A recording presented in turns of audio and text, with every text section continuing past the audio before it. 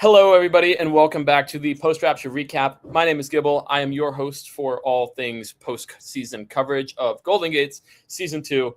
I'm joined here by one of the finalists from this season. If you haven't watched it already, go check it out. Finale, look up Golden Gates live reality game. Of course, the person I'm talking to is the runner-up, second placer, one of the biggest villains in maybe LRG history, and has certainly the longest legs. It is Danny Longlegs. How you doing? Hey, that was funny. Oh my God, that was such a fun competition. I had so much fun in the Campy Golden Gates, and I can't wait to break it all down again for everybody. So I'm excited just to talk about it again. Yeah. What has the experience been like for you? I mean, you lived through it and then you had to sort of sit on all this information. You were obviously a huge part of the game and came up just short. What was it like getting to live it back over the last couple months? It was really cool. I knew going into it that the Golden Gates was going to be my only LRG that I was competing in that summer. Last year, I did a lot more production and kind of took a break from playing Survivor games. So going into Golden Gates, I knew I had to leave it all on the line. I was very happy leaving the game. I felt like I played very well. I got to my first LRG final. And I think for the most part, there were definitely lessons that I took away from it. And I was very excited to watch it all back because you just get so much better of a perspective about your game and how other people perceived it when you get to actually watch back the episodes and everybody's confessionals. Yeah. I think you might be one of the first people to get a confessional in this season. And you talked about how you studied and learned a lot from season 1. What were some of your big takeaways on, how to play the game properly? Yeah, I noticed very early on the prevalence of your vote in the early rounds. Being able to be down there and not up in the Golden Gates is a great way to start solidifying numbers, start working with people, start building those bonds that you need in the game. Because it's great if you have power or you are safe. But as Omni, if you go down to the gates in the early rounds, who's down there? You're trying to win over a jury member on round 2. That's not going to be productive for you. I think I learned that you needed to be up there, getting your votes, getting your alliances in order. And then the second thing I learned is what types of competitions am I going to see? What competitions have I seen that I can use strategy on in order to help myself win? So things like the Black Marble Challenge, some of the throwing omnis, the Real Housewives of the Golden Gates. I knew what to expect going into it, having been so studied up on the game. Yeah. And I'm sure that sort of strategy comes from Lydia, who didn't win a comp until episode 6, and it worked out for her very well.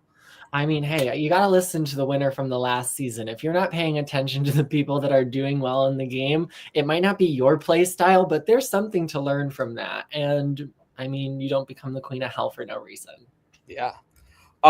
So we know that you go into this and you want to throw a lot of competitions. You throw this first HOH. I was wondering, what was it like for you?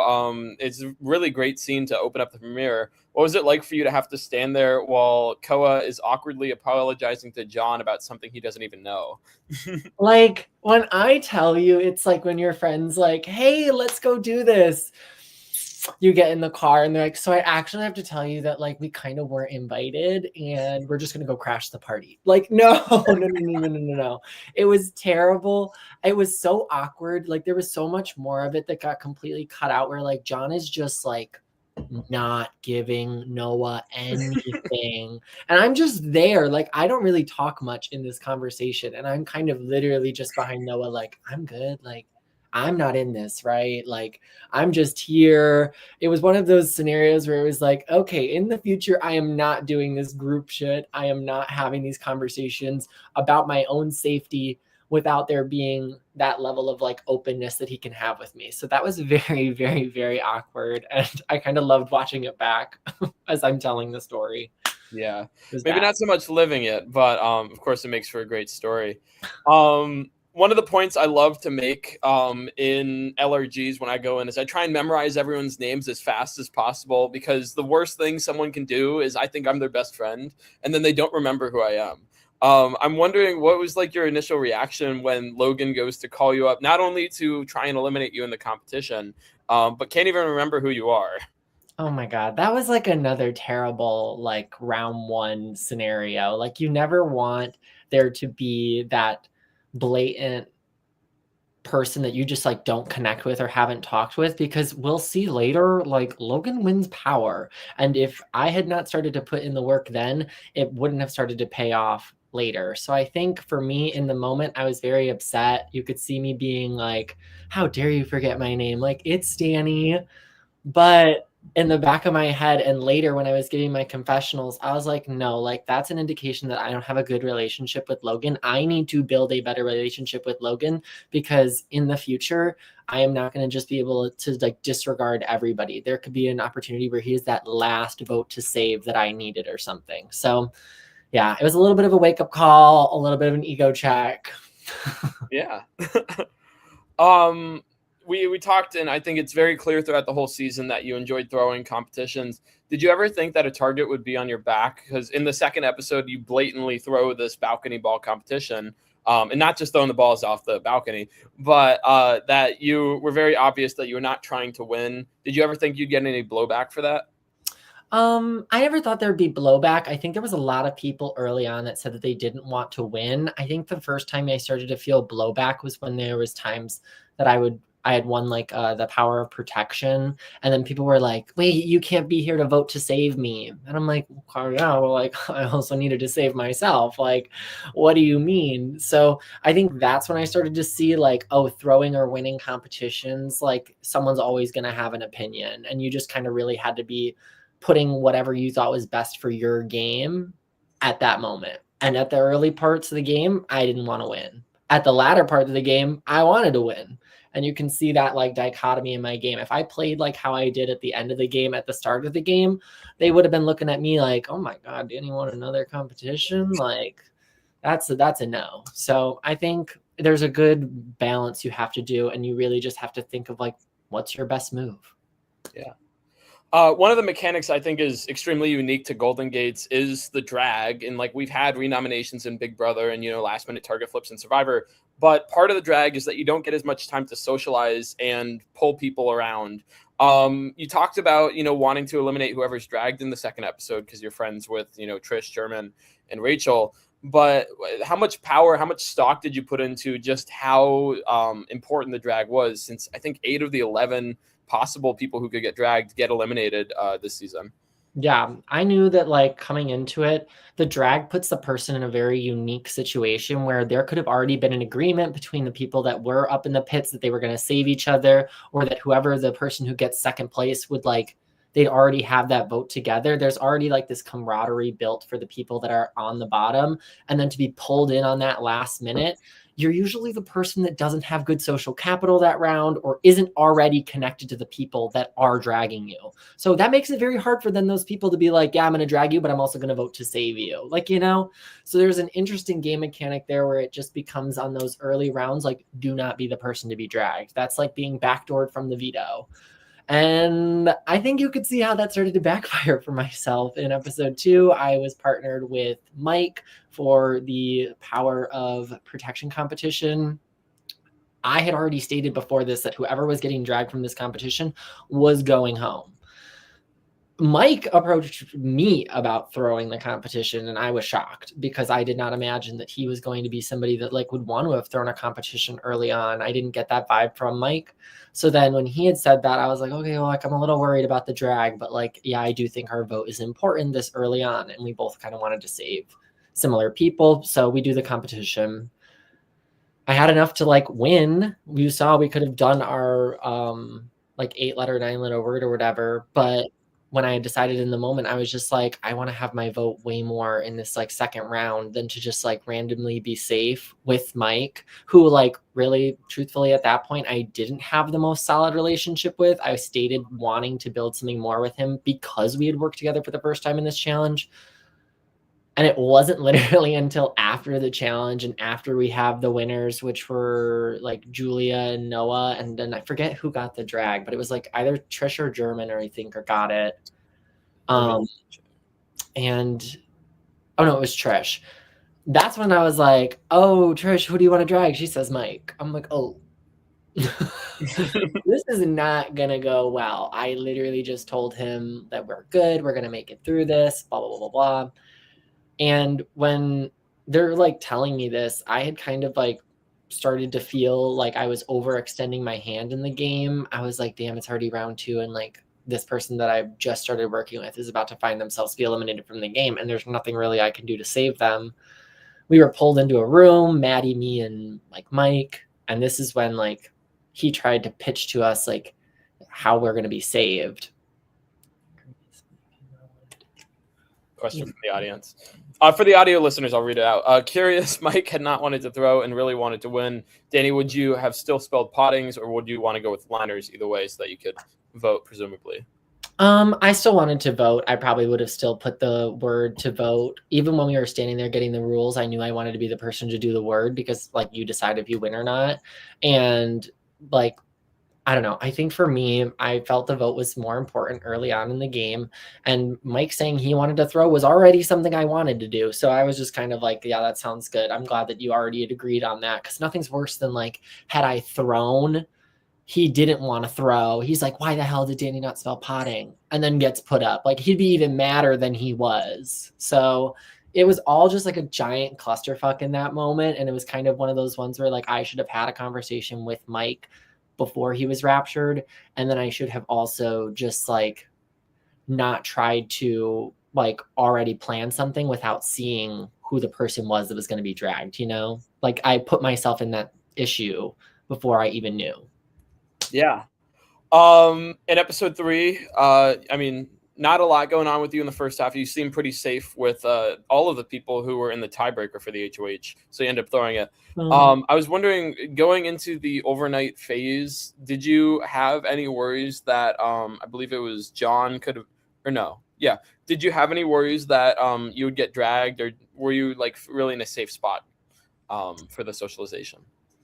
I think for this round, I was chilling with the Omni. Ty and I were like locked in at this point, so I had no threat of going up. I did, however, kind of want to push back when he was talking about putting Rachel up. I knew he didn't have a good relationship with her, but I was building a really good relationship with her at this point. Like, Rachel was somebody that was like, I was talking to a lot in the first round, but then was safe this last round because she had won the Ploob Goobens competition. How could we forget? And like, I just felt like she was a big name in the LRG community. I had played a lot of games in the LRG community, so like maybe we could have had that like alliance together. A lot of times at the end of games, I'm labeled as that big personality that you won't forget that's there. I was like, okay, Rachel over here, like, I think maybe there'd be two people, so I'd have at least a better chance. And I really liked her. This is my first time meeting her. I had never known her like before this. So getting to actually play with her was really nice. So I was feeling really good socially. And then I think that round, it was Logan had the drag. Yes. Oh my God. So I felt better having seen how his Omni went because I didn't go up. And I was like, okay, like if I can survive having right after him telling me he doesn't know my name, I don't go up. Am I going to be the drag that next round? Like, he's definitely got bigger fish to fry. And maybe there's already people he has burned bridges with. Like, why burn a new bridge? I'm just saying. So when I go in there to have my conversation with Logan, it is another one where I am just absolutely floored at what's coming out of his mouth. I couldn't believe that he was like, yeah, no, not going to drag you. Like, we're going to be safe. We're going to do this. I'm thinking about dragging German. I'm like, wow. Oh my God. Okay. Not how I saw that going at all. And I think for me, I was like, okay, good. Like, what I have been working on with Logan, how I have been talking with Logan has been working because now he's sharing with me what he's doing and we have somewhat of a working relationship. So I felt a lot better about Logan in that point. And this is where like, I was like, okay, like if Logan's still on the block, I would like to save Logan. Rachel is safe and there's ain't no way German's going home now. So like it kind of in that moment solidified for me that like John had to go in that round. Yeah. Well, you talked a little bit about your alliances, and in the next episode we see not only do you make a 5-person with Ty, Julia, Maddie, and German, but you also make a core 3 of Julia, German, and yourself. I mean, how loyal were you to these alliances? Because it seemed like they shift around, and then there's the what was Beck's phrase? You know, the loyal foils. Steady Eddie. Steady Eddie. how there much was did ranking. alliances mean to you? And how real were they? Yeah. So this was like day one, I call it like the charm offensive. You're just kind of like get to know everybody, be as sociable as possible. Day one went so quickly, so much had happened that it was just about making the best first impression. And then these alliances all stem from what happened in the overnight. So between round 3 and 4, that was like the end of day one of filming. And there was half the people were downstairs because they had won power the previous week. And then there were like probably more like the majority of people upstairs. I end up in a room with Julia, me, and Beck. And I was like, I just wanted to be in a room with Julia. I wanted to lock in something with her for sure. She was moving in the game how I like to move in the game. She was somebody that juxtaposes me really well. She's a quieter person. She is extremely strategic. And she's also as pragmatic as I am. I look for that in a partner all the time. Somebody who is like, when we're talking, we're not sharing the bullshit. We're going over what's happening, who's voting where, how is this going to benefit us? And it was kind of like a tandem play with Julia. So loved getting to lock it in with her. She was already tight with German. I had just saved German. I liked German. I got to bring in Ty from my group. And then Maddie was already around with me and German. And I am later now realizing that Julia and Maddie were both part of like that Ascendance world. So that 5 I was feeling really good about. I felt good about them, my core 3 with German, Julia, and I had my final 2 with Ty. So I was like, I feel very insulated in this group.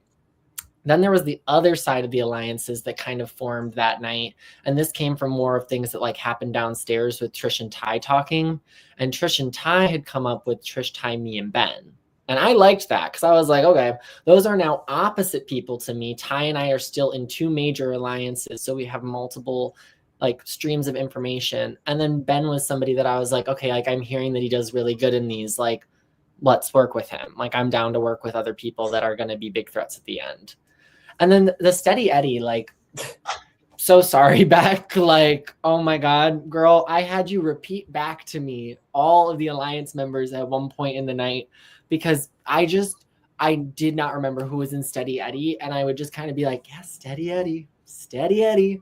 So I kind of knew it was like me, Beck, Maddie. I thought Ty was in on it because we had talked about it. But then like loosely, I just don't know where all the rest of the numbers had come from. And apparently Logan was a part of it. So it's just kind of like at that point, you can just see the like, these were my priorities. And then I was just labeled as like aligning with everybody. So there's the breakdown that you were looking for. Yeah. We see, in the 4th episode, we see you sort of change your strategy and you end up winning your first protection comp. Really, it's your first comp at all. That doesn't allow you to vote. What sort of changed? Because, I mean, there was Chris, Koa, and Logan who could have dragged you. And it seemed like you were safe with German because you threw the competition to him. So why did you decide to change your mind?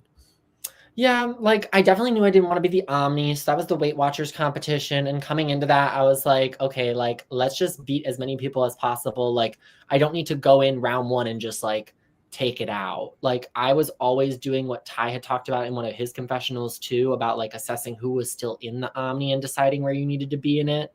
Like I had approached that all the time. So when it was coming down to just German and I was like, okay, he's been on the block. He already has people that like he can just throw up. And it's not going to be anything crazy. I get this. Oh my God. I'm going to start creating new enemies. It's going to be too much too soon. So that one I wanted to throw. But then when it comes to the power of like redemption or power of protection in those rounds, it's like, what's a win here is just like a little thing I can put on my resume, an early win to just, hey, maybe not have me have to pick between people that I'm aligned with.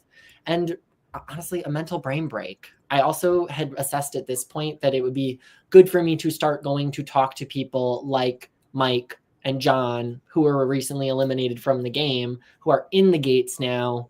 So I can start doing at least some conversations with them and like feel out how it is. You don't want to like avoid the golden gates. There's a times in which it is important to like be a part of it. Yeah. And it's right before the battle back. So it kind of works out well too.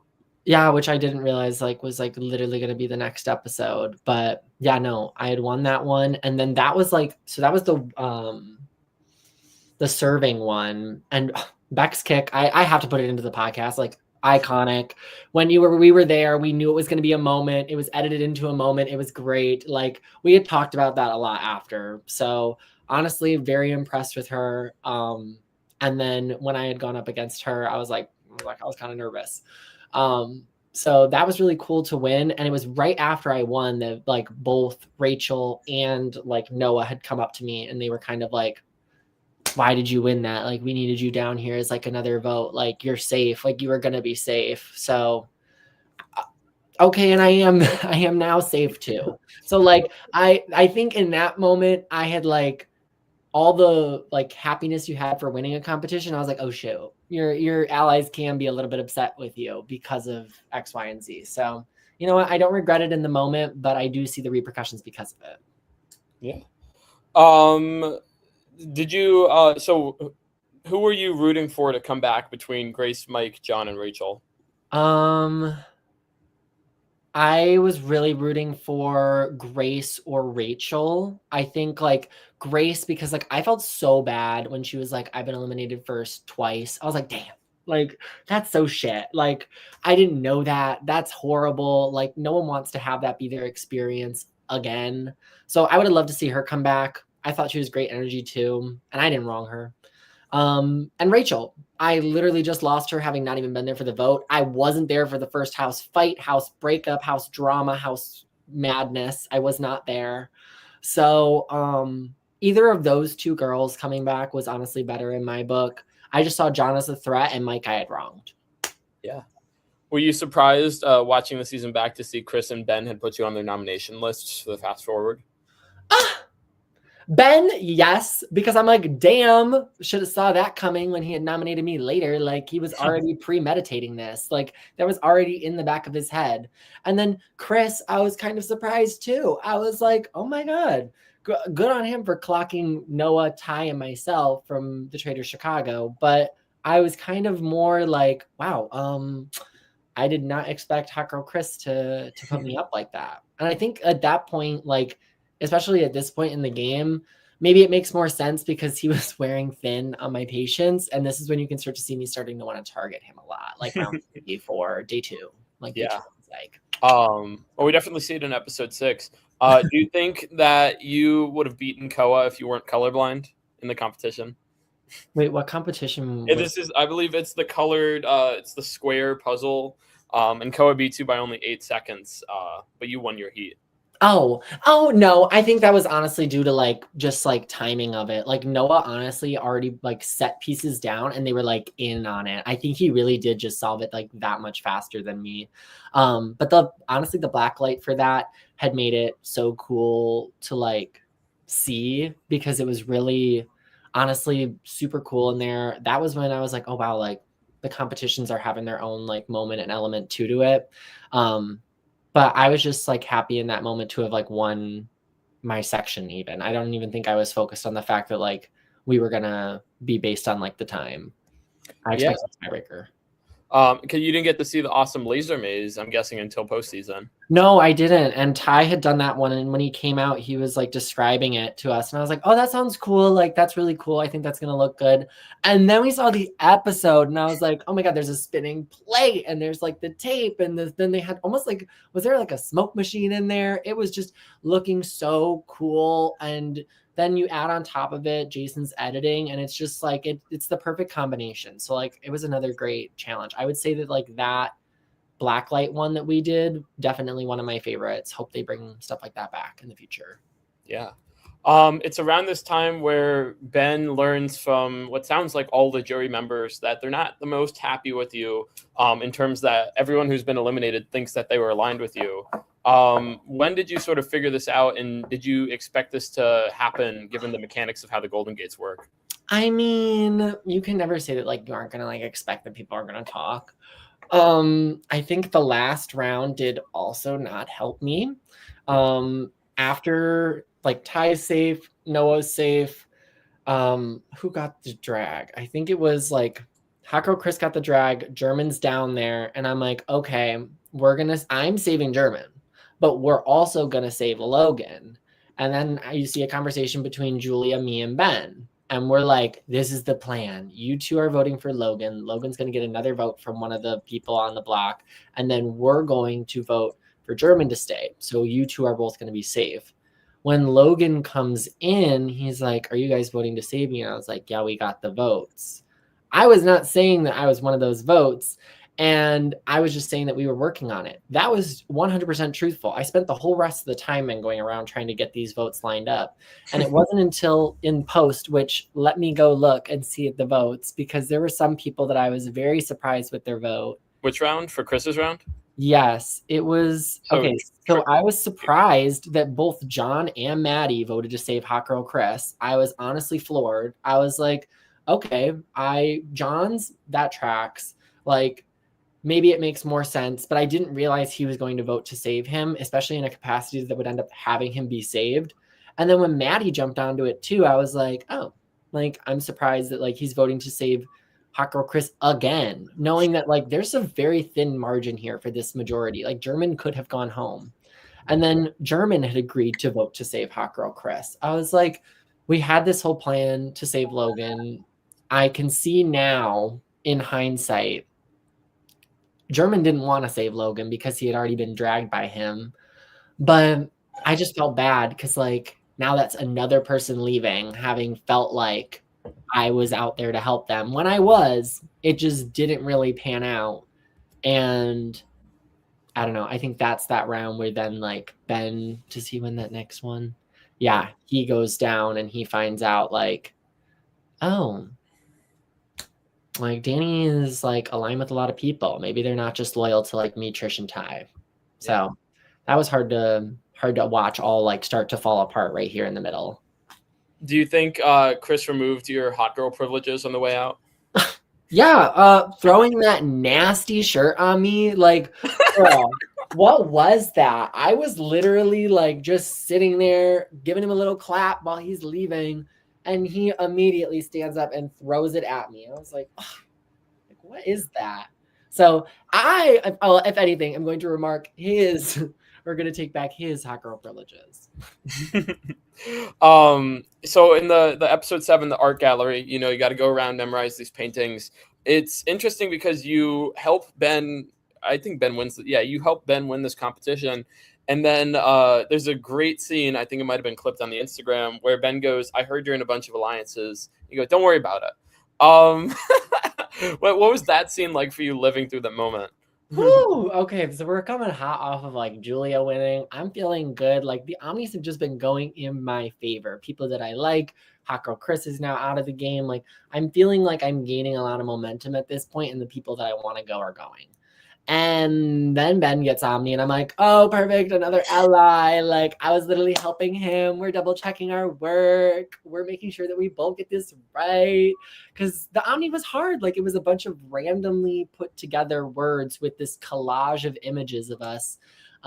Super cool in editing. Loved the background for the confessional. But then, like, oh, you called it out too.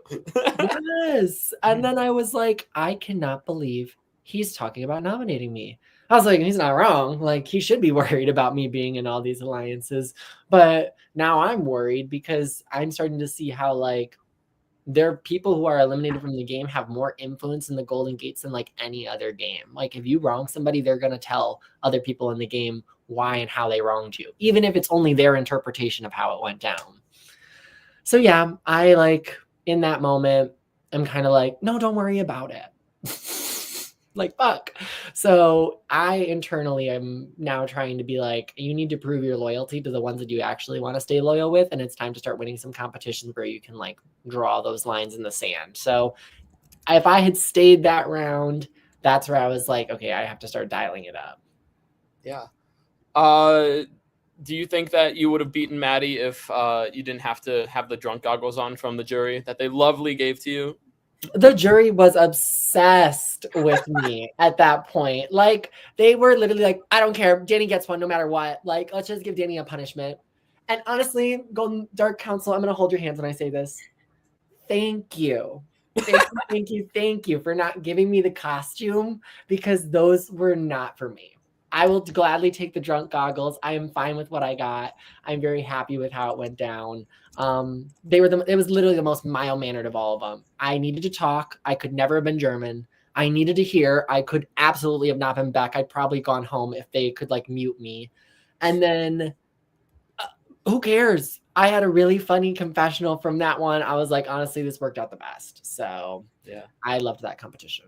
well, I think if they had mute Danny, the speak no evil, people might have just turned off the episode. Like, what is there to watch? Like, I'd be in the confessionals just like pointing at like pictures, and I'd be like, Speaking of writing, you also have another awesome moment where Beck walks up to you and says, "What, drag German?" Yeah. And I think you say to her face, "I just got exactly what I needed." Was Beck always on the table as like the option you were looking for the trigger, or was this like kind of put you over the tipping point for that? So in my head, Beck was going to be dragged. I was like, I need to drag Beck. But strategically at that point, I'm aligned with her. She's all of my allies, Julia, German, Maddie. Like, they're all telling me at this point, drag Trish. Why are you saving Trish? Drag Trish. Trish is right there. Like, we could put Trish up. I'm like, yeah, we could put Trish up. I'm working with Trish. So, like, that's not going to work for me. So I think in that moment, I even told Trish, I think, to her face at this point, when I had the drag power, I was like, honestly, girl, kind of considering maybe possibly doing it because everyone's telling me that. And Ben just nominated me. So are you a part of this alliance? Did you know I was going to be dragged? And she gives me all the answers that I'm looking for. No, I did not know that. No, I can't believe that. I already talked with Ty. We're going to be with you. We're voting to save you. Like, there's no way that that's going to go down. I'm like, okay, perfect. So now I need something to throw back under the bus with. She gave me the bullet I needed for the gun. I get the episode title, and she gets sent packing. Yeah. Well, bullets for guns. What did you? So for the next competition, it's the Black Marble one. One of the ones you studied, and it seems like Ben studied as well. Was it purely that Ben took 10 years to decide whether they wanted to throw it or not? Or was Ben always going up in your mind? No, I think honestly, had Ben given it to me, I would have been like, okay, like I'll honor that. I just made the deal in front of everybody behind the camera. Everybody is standing there. The entire cast is here as we're having this stare down. So I'm like, yeah, you'll be safe. And then he literally holds for like 30, 45 seconds. I'm sorry. Like, you do not need to think that long. I get 5 seconds, or I get even like talking it out with me and delaying it longer. No, it was silence. So yeah, that built up to just his nomination and honestly gave us a pretty iconic moment. So I was happy that I studied, and then happy that I gave good TV. Yeah. It's around here where I think you, along with a number of people, start to realize that if John's in the game, the targets are mostly safe. It's the floaters who are in trouble. Were you upfront with John that you were trying to use him as a shield, or was that more behind the scenes? I think at this point, that is when I started to realize that about John. I think early on, I'd wanted John out because John was somebody that was also really good strategically and somebody that was kind of good at a lot of these like random challenges. Like, John is finishing in the top for most of them, won the battle back like easily. So I think for me, I had realized, and part of the reason why I had even nominated him this round was like, I want John to stay. John protects and shields me. But if John goes, John leaves again. Like, that really didn't faze me too much. And then it was kind of like the perfect little world where Ben, he's nominated, but the Dark Council had taken him off, and then he was saved anyways. So I was like, okay, if he's dragged, but it was less sweat off my back. And then I could kind of be like, oh wait, you didn't get your chance to compete in the challenge, which is a logic he later used on me. So you know what? There's your comeuppance. Yeah, what's it like? What was it, like 12.5% was the number? He had some number that he loved to literally talk about. Yeah, we'll get into that. But at this point, the people I had nominated, Ben, he just like taken too long. John, he was already somebody that was in like with Ben, and he had already been eliminated, and I really wasn't that like super close with him. I pointed off at him like, okay, like you have a better chance to win the competition, and I want you to win so that way other people don't, aka Ben. And then Maddie, I put Maddie up at this point, and I had said in the episodes, like, Maddie, I'm putting you up because I don't feel like you have like strong connections with people. And to clarify all of that, like, I was feeling like Maddie was just somebody that was good with everybody. Like, when you're good with everybody, you're not really strong with one person. And I wasn't seeing that strong connection. Now, watching the episodes back, I see that Maddie and Beck were close. I don't think I realized how close they were in the game, or how especially close they were moving together when they were doing moves like against Rachel and other things early on to flip votes. So like that's why I put Maddie up in that point. I was like, you're a question mark for me, and like I really don't see a world where you go home in like round 8. Yeah. So in the next episode, this is a known double boot, and we get to the finals of cup pong, and it is the two biggest throwers, not just throwing the ping pong balls, but the two biggest comp throwers in the end. Being a double and being so late in the game, did you think about throwing it to John? Because it seemed like you were aligned at this point.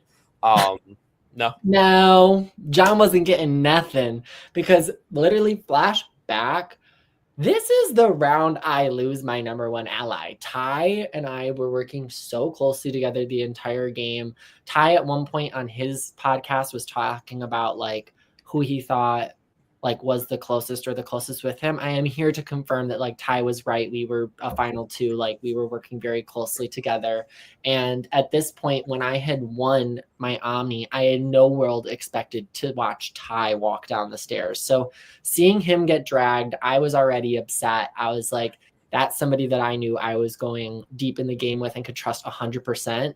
So I like really, really wanted to win a double elimination after losing my closest ally. Like there was nothing that was going to stop me from winning that competition. Yeah. It's during this round that Trish goes up to you and basically, accidentally tells you that she should be your pawn. I mean, did you have the idea going into it that you would do the nominations you did, or did it change throughout the round? I think this time being a back-to-back Omni, I was like, there's kind of an incentive of just like putting up a lot of the same people. I had knew that at that point I had already burned any bridge that I had with Ben, so it was best to just keep him up on the block. Maddie at this point, like Maddie got even more mad being nominated this week. So I was just kind of like, I get it. It's a double. It's not going to be pretty. But like, I also still felt at this point, Maddie was in a good spot. Maddie also got mad at me at this point in the game, saying that my reason had switched and I had too many good connections. I was still kind of saying the same thing about the fact that you just had a lot of connections with a lot of people, but you didn't have those like strong, deep bonds. And you definitely didn't have a strong, deep bond with me. So I feel like I minced my wording with that one, but I wanted to just keep the same nominations because I got back-to-back Omnis. Why would I switch it up and burn more bridges right at the end game where like there's not many people to choose to be nominated or not many people to choose to be saved later? And you can see at the end of these rounds, like there's only 4 votes, 5 votes, maybe even only just the 3 people on the block. So that's how I ended up coming to Ben and Maddie. And then Trish, honestly, like I had saved her that round before by not dragging her when Beck went home. And I just felt like the writing was on the wall.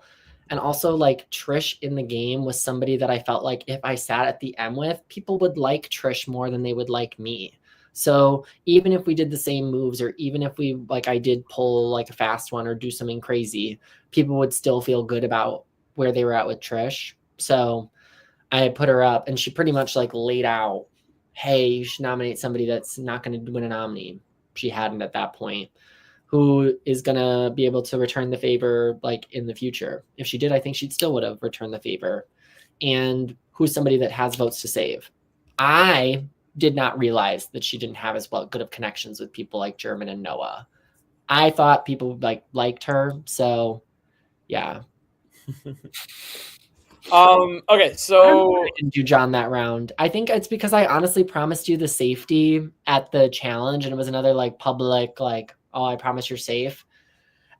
And I just nominated you the round before. Had I done that again, I was just kind of like, it would really ruin any of the type of goodwill we started to build towards the end. And John was who Trish was describing. Who's going to win a future Omni that could possibly help you in the future? John. So why would I nominate him when you're right there? Sorry, Trish. Yeah. Okay, so I'm curious to see what your perspective on this, because this is some of the last media. We never get to see this. So you, Julia, and Maddie have won competitions. You are presumably the alive players in the Golden Gates. And can you walk us through what sort of happened in terms of how in the dark are you about what is going on with the tie? Why are these jurors walking out? How much did production tell you versus you had to figure out later? Yeah, so like when you're in the Golden Gates and the like Rapture is happening, all of the eliminated players are like downstairs in the Golden Gates. We're all lined up on the wall ready to go, because when somebody walks in, you pretty much have to like walk straight back out and back into the house. Like you don't get an opportunity to like hear what happened, talk about it, chit chat. That's not for us. So at this point, we're all lined up. We can hear them talking upstairs, and then we can hear some like, like there's a lot of commotion happening. And then we're hearing people come down the stairs, and we're like, okay, like who's coming down the stairs? But it's like multiple footsteps. So we're like, okay, here it comes. Here's our double elimination. Jason, what are you doing here? Jurors, we need all the jurors. Everybody from the jury, come on. I'm like, wait. I'm Omni. I thought I was coming up. Wait, where am I coming up? Am I with the jury? They're like, no, you can stay here. And we're like, oh, okay. So at this point, that's when the jury, all the handlers, everybody clears out, and it's just Maddie, Julia, and I. And we're looking around going, so what just happened?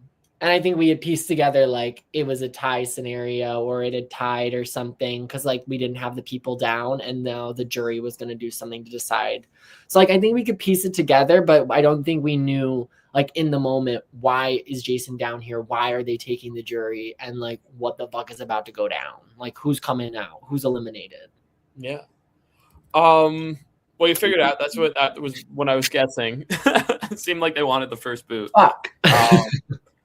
So going into the finale with the people who were there, what is your ideal situation for who you wanted to sit next to in the end? Whew, this was like a real recalibration moment for me, because it's like, you thought you had Ty? Gone. You thought you had German and Trish? Gone. Like, I'm staring at Julia and Noah. Noah was somebody that I had the closest relationship with coming into the game. We had done the Trader Chicago, and I knew him from before. And then Julia was somebody that I had formed a really tight alliance with. We had that final 3 with German. So I felt really locked in with those two. And I mean, the other 3 boys, I nominated them. I nominated John, nominated Maddie and Ben twice. So it's like I did not have a lot of allies to look towards. This is another reason why my game really needed to amp up in this final rounds. I had just come off winning 2 Omnis. I didn't vote at the last Rapture to send 3 people home. I will also put on the record, I was not at yet another house fight. I was not a part of the drama that came from saving Trish or not with Noah's vote. I was not there to see the blow up of the like tie.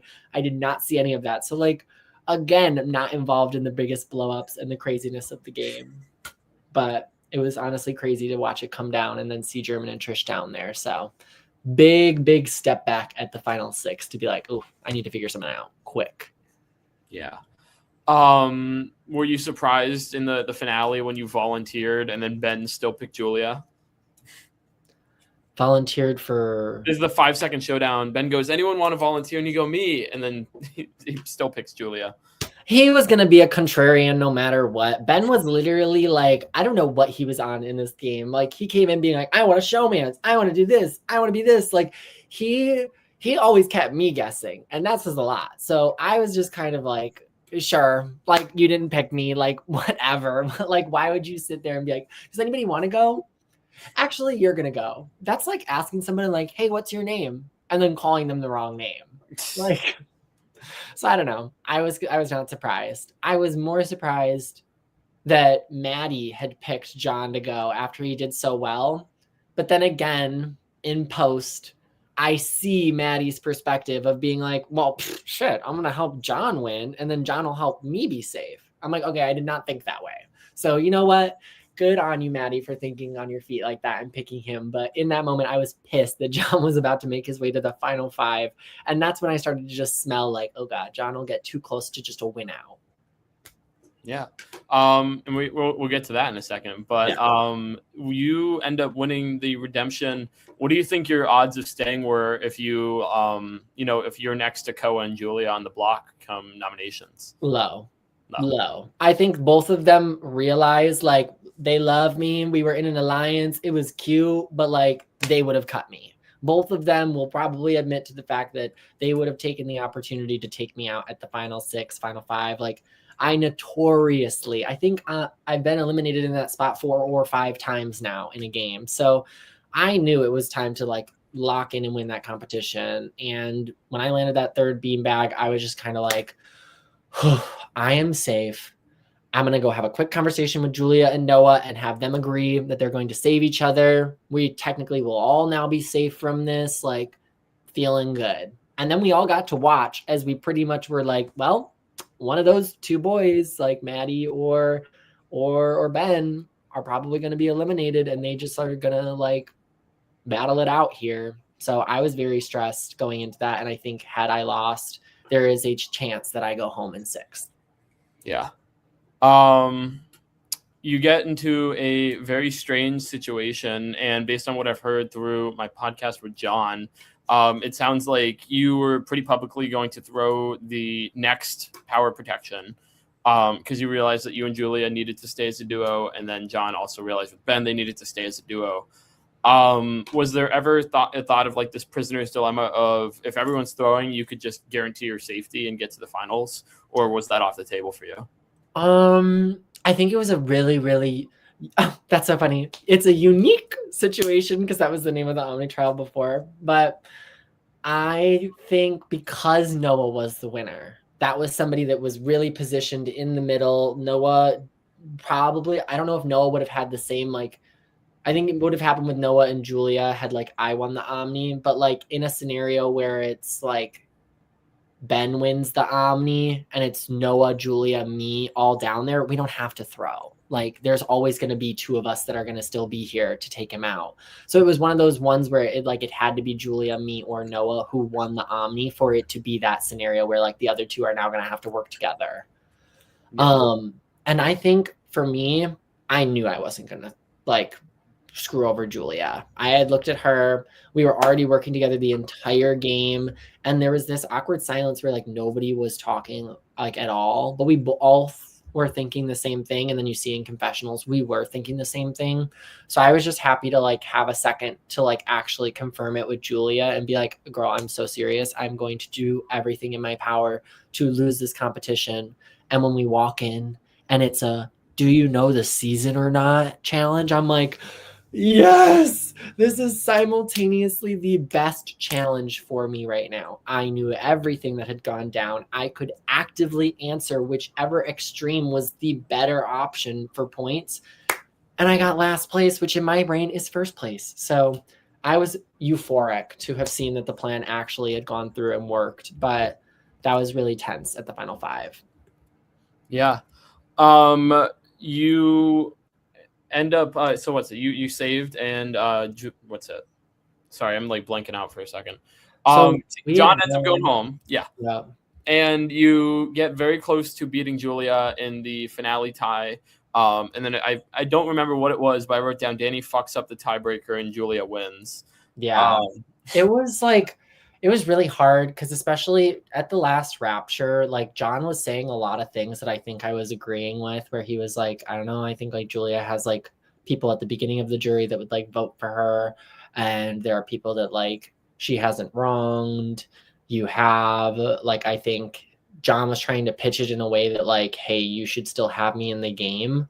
But I was just like, why would I have you spent all this energy to throw the competition with Julia, piss her off, piss off all the people that like Julia too, and take somebody who's been spending the latter portion of day 1 already canoodling with the jury. And I presumed that the jury loved John because he was their like Trojan horse that got back in the game and was like going to be in the final 4, final 3, whatever.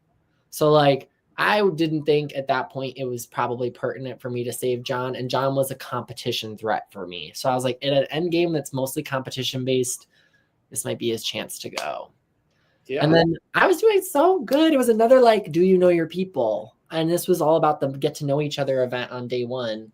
And that's when I had like really felt like I was doing well and going to win the competition. And it was just freaking John right at the end about not knowing the difference between like homecoming queen or prom queen. Sue me. I literally think those dances are the same thing. Like that, I'm sorry. Like I knew so much more about that story, and for it to have been just the semantics of the dance, I was kind of like, fuck. And then the tiebreaker, I think it was like, how long was the first challenge on day one?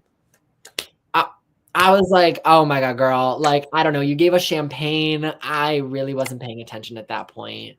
Glad I was your downfall in that count. Yeah. Yeah, that was kind of like, wow, okay, I just voted out John, and now here he is like biting me in the ass one more time. So felt very poetic. I guess I don't learn my lesson the first time.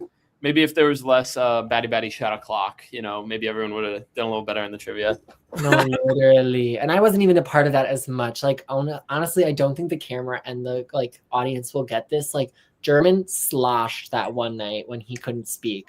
Noah drunk. We could tell. Like it was at the point where I was like, okay, so we're gonna keep going. Like, we're fine with them making these decisions in the game, like fully like this. So yeah, it was crazy. But yeah, that was honestly one of those moments that I was like, fuck.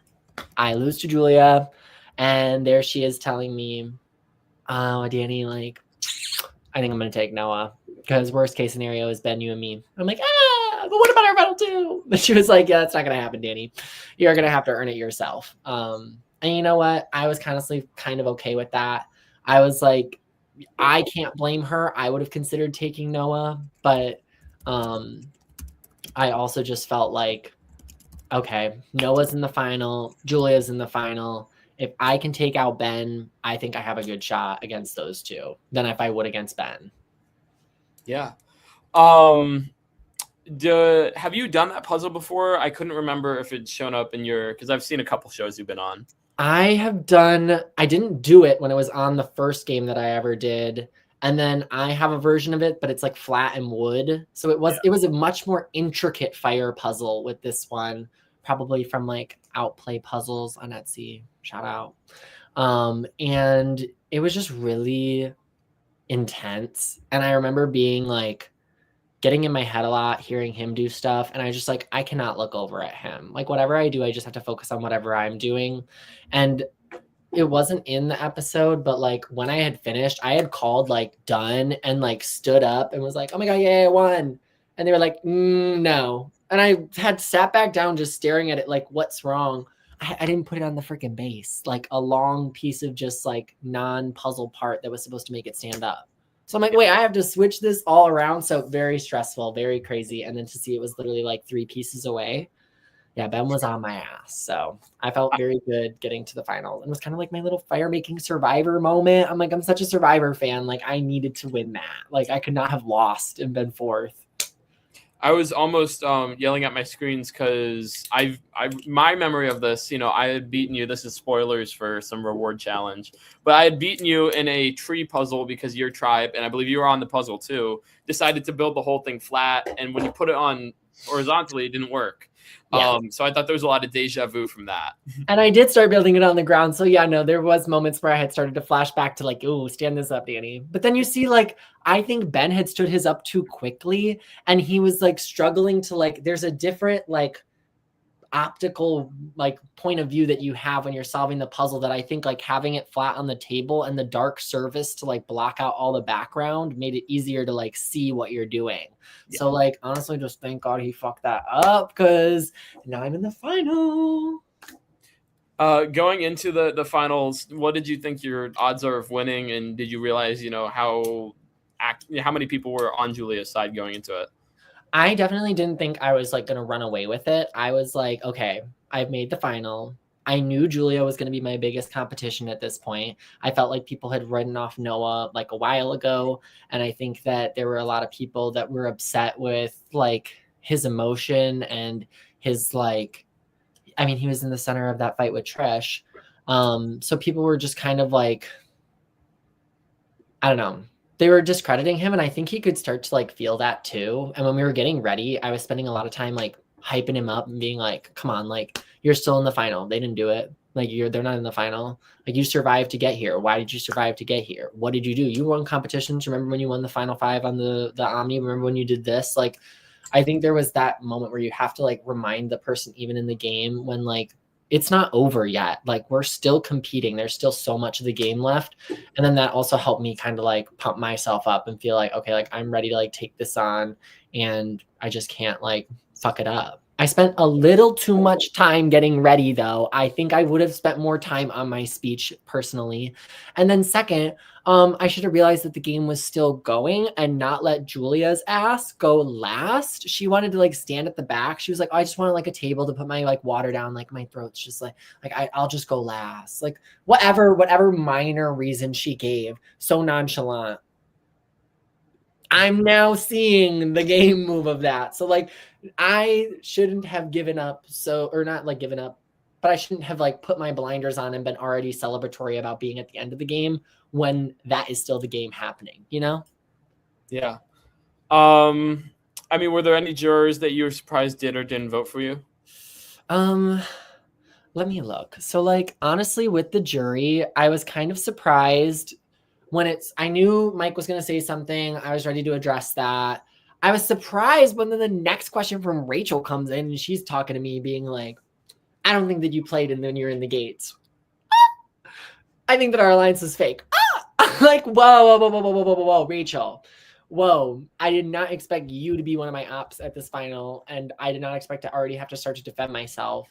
I was saying that I was playing the game in the gates. I was building those connections back up with people. I had a conversation with Mike that was more constructive. I got to know Grace on a way deeper level. I got to learn about her relationship with Seb. I was able to work on like talking with Hot Girl Chris and Logan more, who I knew people were like a little bit upset about how things had panned out. So I pushed back heavily on that question and was a little shocked. And that's when I started to feel like maybe my footing was a little off. And then it wasn't until my question from Beck where I really felt like shaken.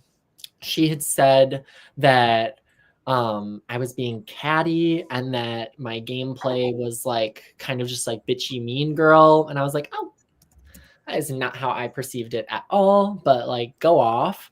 I think maybe some of my comments or just some of my personality was something that she was commenting on, but I never felt like I was somebody that was catty or starting fights or being petty or taking it to a personal level. And my track record shows that. I didn't get into any fights with anybody. I didn't get into any of the house arguments. And the only issues people had with me were with game moves that I made in the game.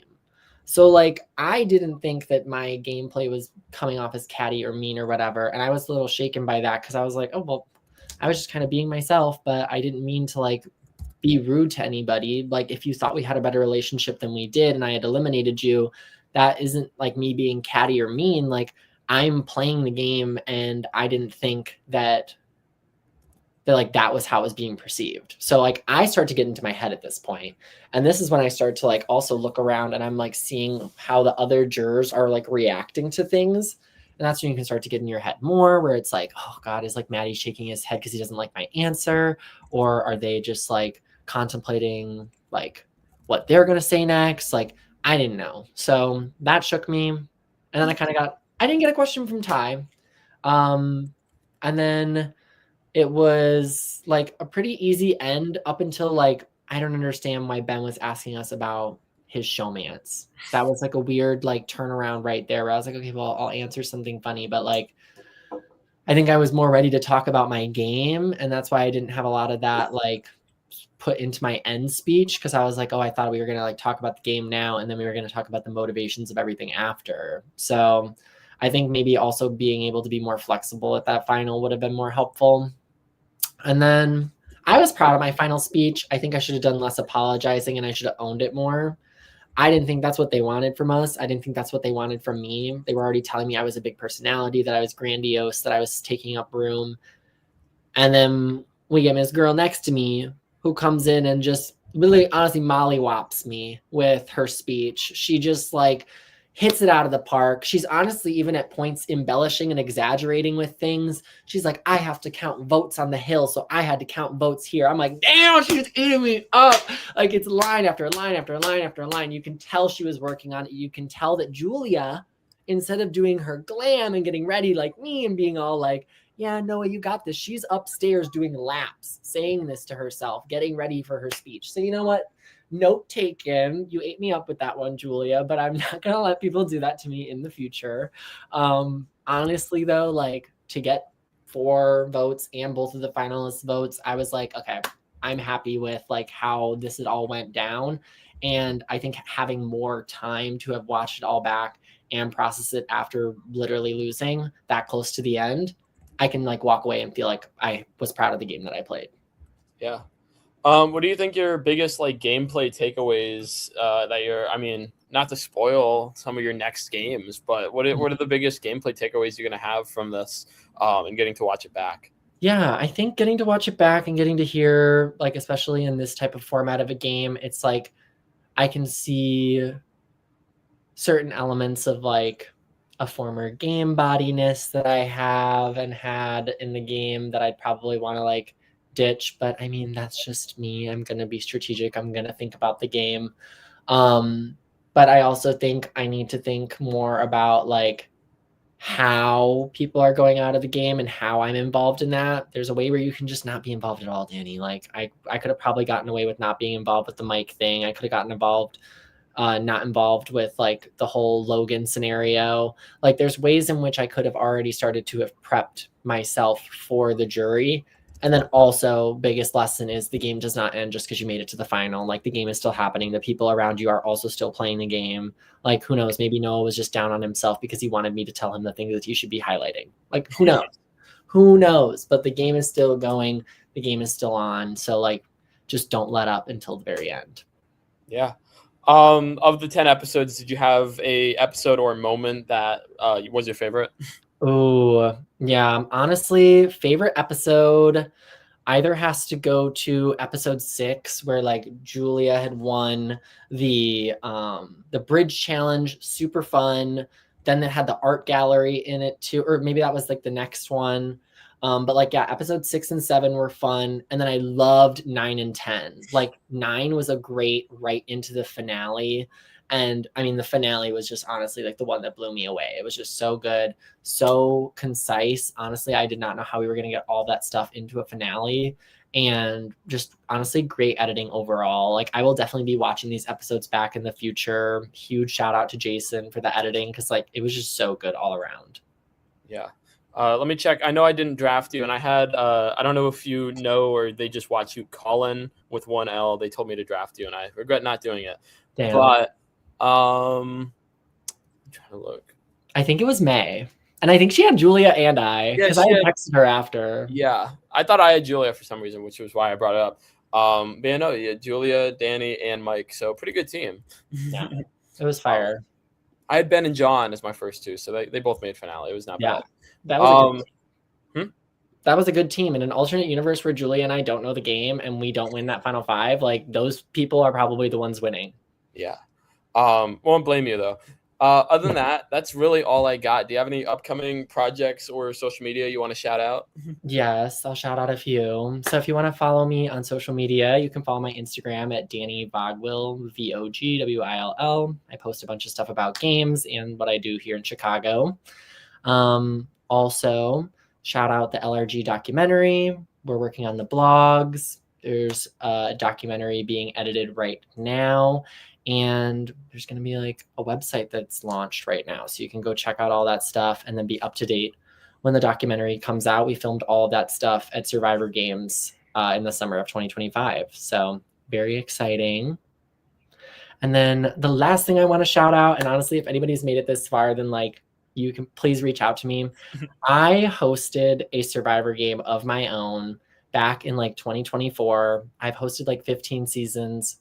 Long story short, my editor dropped out on me and I have not been able to edit this season. So I have a season completely unedited. I'm willing to pay or commission other people to do it. So if you're an editor in the community and you're looking for a project and you want to help me edit, literally I'm talking like 10-minute episodes, nothing crazy, more of like a recap for my one-day show. Please reach out to me. Please, please, please. So I just had to put that out there. Yeah. On that, I mean, my upcoming projects, I'm working on a very fun project, like a trivia show that is going to come out hopefully in the next couple months. Or at least applications will drop in the next couple weeks. But Danny didn't even shout this out. We're both still somehow kind of alive on Surviving Bloomington, which is coming back in summer. So check out, at least one of us has, I mean, we both have at least one episode left. And then we'll see if either of us get back in the game. That'll be fun. No, I'm so excited for those episodes to come back out. Like, I need everybody to know, like, they are going to be so good. It's going to be worth the wait. So when it picks back up, just know that when it starts airing, you're going to know that the whole season's coming out. So it's going to be good. Other than that, I mean, follow my Instagram, Duck7Man, and then check out my club Instagram, LRG Indiana. Both awesome spots. And we got projects not just for students, but for tons of people. If you're in the Midwest area or you want to make a trip out. Other than that, it's been great. Thanks for coming, Danny. Thanks all to the viewers for listening and really make this podcast what it is. I'll see you around. Thanks for watching. Thank you. Bye, everyone.